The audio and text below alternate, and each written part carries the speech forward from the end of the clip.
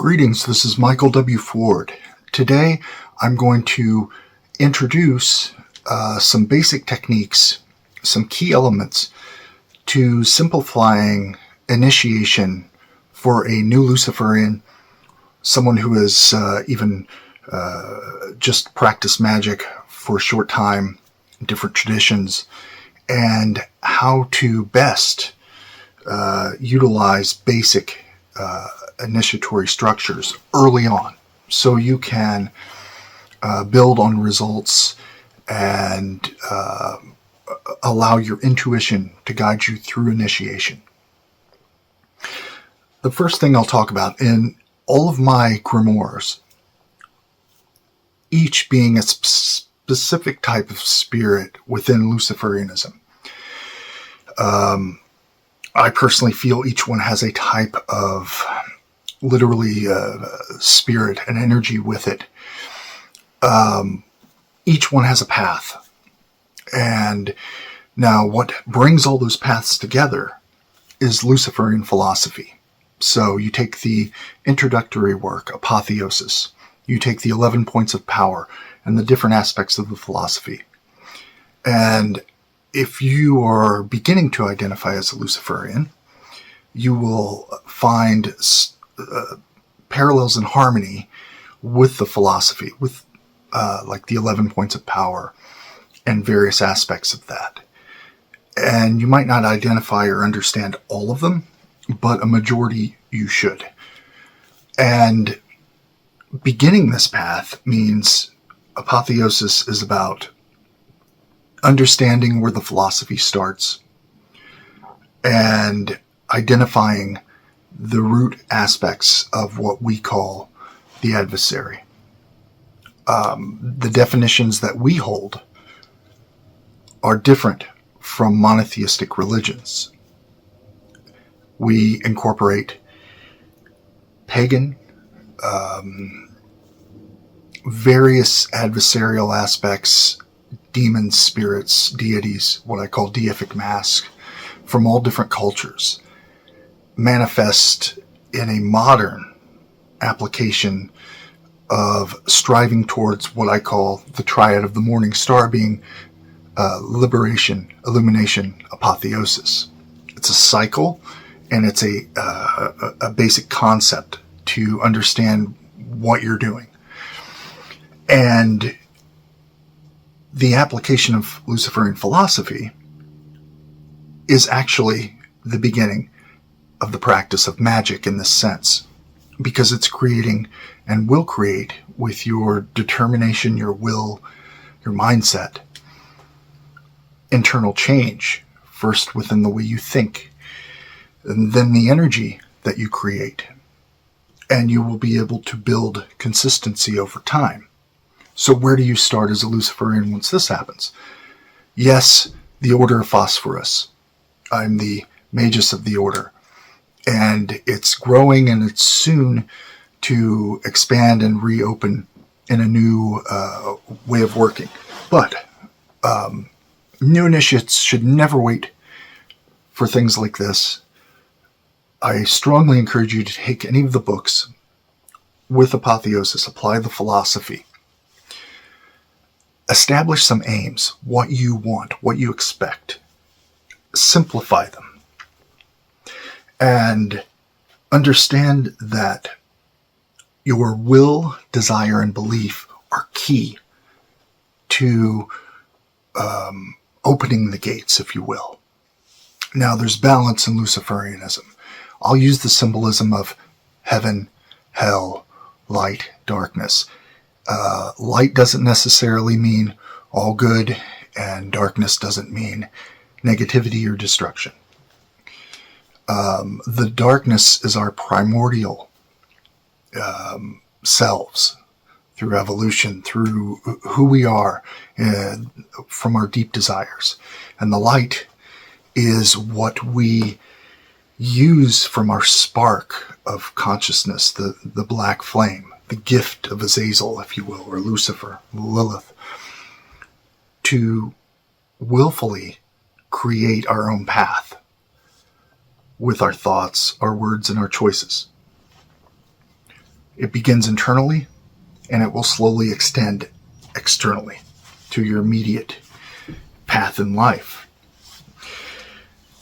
What I strongly suggest for a Luciferian beginning is taking any of the works, look at the different Grimoires. Once you have a basic understanding of the methodology in those, so the philosophy, the magical theory, and then the practice, the application, you're going to have specific Grimoires or traditions that you feel aligned to intuitively or not.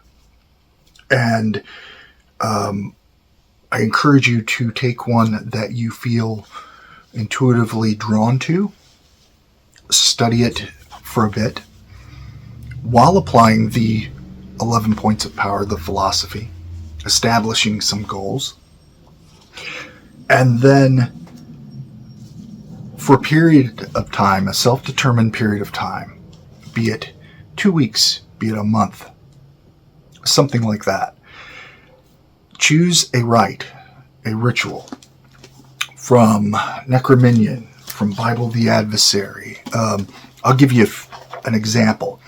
If Egyptian mysticism and of Set and magic is interesting to you, something that you're drawn to, and this is a very specific teaching, then within Necrominion, there's the Hermetic Circle, or casting the Hermetic Circle. Now, a type of rite like this is about discipline, identifying and building energy until it's in the back of your mind, unconscious. That strength of will is to be built, and the discipline is to be built up. So you'll choose a rite and a predetermined amount of time and practice that daily for that period of time without fail. If you fail, document it, continue.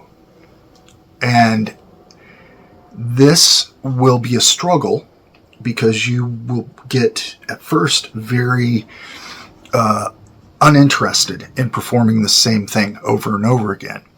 You're not summoning up spirits in this. You're not opening the gates of hell before you in a literal sense. You're establishing a deep conduit within yourself to what is to become your daemon and the deific mask, or the demons, deities, the powers of the abyss, if you will. But you have to align your mind and strengthen that and learn and experience and gain the skill of will, desire, belief, and unity in the performance of the rite. Just because you perform a ritual from one of my books doesn't mean you're a Luciferian. It doesn't mean you're initiated. Initiation occurs when will, desire, belief are united and you have mastered those skills of reaching into kind of beyond in the otherness. That's why Luciferianism, or people say the adversary, why everything is dark on the surface level, but there's this brilliance of light within that casts that darkness out. It's this Orbus Circle. And you have to push yourself to your limits and go beyond your comfort zones in the performance of rituals to visualize these things that could be terrifying or beautiful, to create a kind of axis and path forward towards transformation, towards liberation, illumination, apotheosis. Within Necrominion, you have the Egyptian dedicated to Set. Specifically, there's the casting the triple Hermetic Circle. There's a simplified version for those who have the Bible of the Adversary. You can take anything if you're interested in the Utukdano or Ahriman and that path of primal sorcery. The Narang Aharaman Adar Sama is a good one that's simplified. And I encourage simplified rituals early on. Even if you adapt what I have in the works, in the books, make it work for you. But keep it simple so your level of using your imagination with every word you speak to visualize this in your mind, what you're doing. That's the key.